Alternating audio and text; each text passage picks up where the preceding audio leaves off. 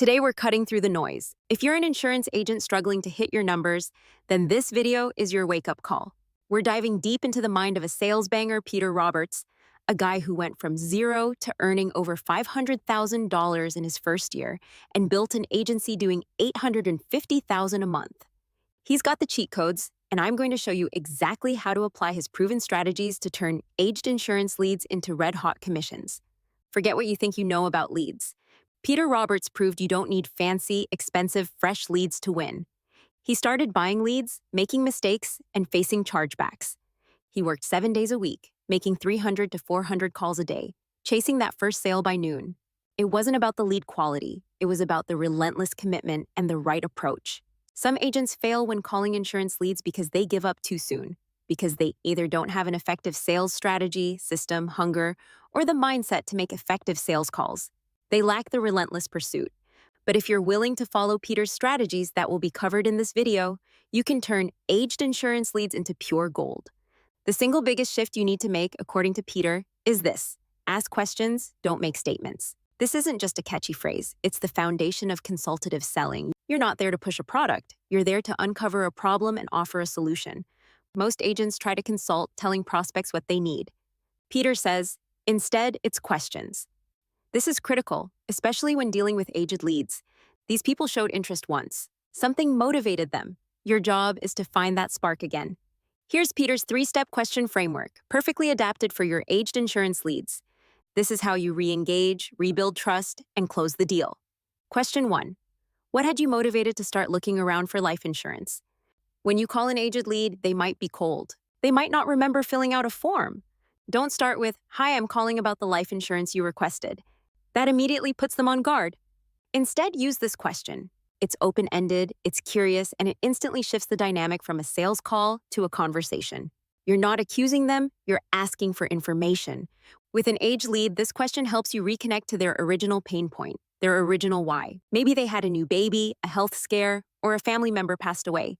Whatever it was, that motivation is still there, even if it's buried. Your goal here is to get the context, understand their original intent, and identify their clear goal. If they were looking for final expense and you try to sell them term, it doesn't matter how good you are. You won't make the sale. This question clarifies their need. Question 2. If you passed away tomorrow, who's the one that's going to be stuck with your burial expenses? This question is a direct emotional trigger. It's uncomfortable, but it's real. People don't buy life insurance for themselves. They buy it for the people they love. They buy it because they're scared someone else will be burdened. Peter emphasizes you got to get a name.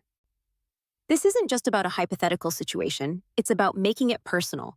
When they name their spouse, their child, their sibling, you've just connected the abstract idea of life insurance to a very real, very emotional responsibility. For aged insurance leads, this question cuts through the forgetfulness and directly to the core reason they ever considered life insurance. It bypasses the "I'm not interested" and forces them to confront the emotional reality of their situation. You're helping them articulate the burden they want to avoid. Question 3. What does life look like if you don't make this decision today? This is the ultimate decision driver. It's about helping the prospect visualize the consequences of inaction. Peter says, you have to help people understand what life looks like if they don't make this decision. This isn't about scare tactics, it's about clarity. It's about empowering them to make an informed choice by fully understanding the potential negative outcomes. With aged leads, this is powerful. They've already delayed. They know they should have done something. This question brings that procrastination to the forefront in a non-judgmental way. It allows them to open up and share their fears and concerns, giving you the information you need to guide them toward a solution. You're not overcoming an objection with a fancy rebuttal, you're letting them voice their own reasons for needing the coverage. Peter's secret is simple. Only ask questions and you'll make more money, guaranteed. This is the core principle. Every statement you want to make, rephrase it as a question. This keeps the prospect talking, keeps them engaged, and keeps you in control of the conversation by guiding them to their own conclusions. Now, applying this to aged leads requires a specific mindset and activity. Peter attributes his early success to being relentless. He didn't work part-time, he put in a lot of hours, and didn't stop until he made a sale. He bought leads, spent his last few $1,000s, and just kept dialing. He didn't have the skill set initially, so he compensated with sheer volume and persistence. When you're working aged leads, you need that same level of commitment.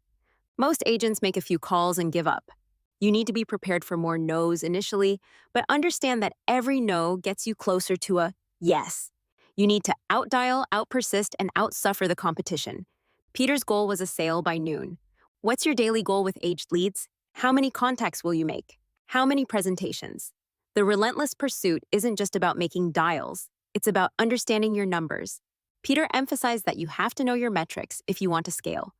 This is even more critical when you're trying to making a lot of dials with aged leads. Key metrics for turning aged leads into commissions. Dials per contact. How many dials does it take to actually get someone on the phone who engages in a conversation? If this number is too high, Peter suggests over 50. Your lead source might be truly dead, or your opening line needs work. If you know it takes 50 dials to get one contact, you know how much activity you need. Contact rate. Out of all the leads you attempt to reach, what percentage do you actually have a meaningful conversation with? This directly impacts your pipeline. Presentations per contact. Once you make contact, how many of those conversations turn into a full presentation of a solution? Peter aims for a 30% contact to presentation rate. If you're using his 3-question framework, you should see this number improve because you're qualifying and building interest effectively. Closing rate, presentations to close. Out of all your presentations, what percentage result in a sale? Peter targets a 50% presentation to close rate. This is where your questions and consultative approach truly shine. If you're asking the right questions, uncovering real needs, and helping them visualize consequences, your closing rate will climb. Dials per sale. This is your ultimate efficiency metric. How many total dials did it take to make one sale? Peter mentioned that if you're not closing someone within about 200 dials, you likely have a sales problem, not a lead problem. With aged leads, this is a crucial benchmark to track. Placement rate. This is all about getting paid. Peter learned the hard way that selling a policy doesn't mean anything if the client doesn't make their first payment. He aims for 75-80% placement. With aged leads, ensuring the client understands the process and is committed is paramount. Avoid approval closes. Focus on solving a problem for a committed client. Mix of business. Understand the profitability of the policies you're selling. Are you selling mostly guaranteed issue with lower advances, or are you diversifying into simplified issue? This impacts your upfront cash and overall income. By tracking these numbers, you transform the abstract idea of making calls into a predictable business process. You'll know exactly where to focus your effort: more dials, better questions, or improved presentations. Finally, Peter's journey underscores the absolute importance of an ethical approach and trust building. He almost quit the industry because of unethical practices. He learned that doing the right thing, even when it's harder, leads to long-term success and peace of mind. This is especially true with aged leads. They might have been called by multiple agents, some of whom might have been pushy or deceptive. You have an opportunity to be different. Lead with integrity. Use the questions to genuinely understand their situation, not to manipulate them. If you stick to doing the right thing, you will build trust, and trust is the ultimate currency for closing sales, particularly with leads that have already been through the ringer. So here's the challenge. Stop making excuses about your leads. Adopt Peter Roberts' relentless mindset. Embrace the power of asking questions, not making statements. Implement his 3-step question framework with every single aged lead you call. Track your metrics diligently. And above all, operate with unwavering ethics. With Peter's question-based approach, dialing persistence, and numbers-based approach coupled with our low-cost aged leads, the sky is the limit with how much an agent can make. For more info on our aged leads, contact us today.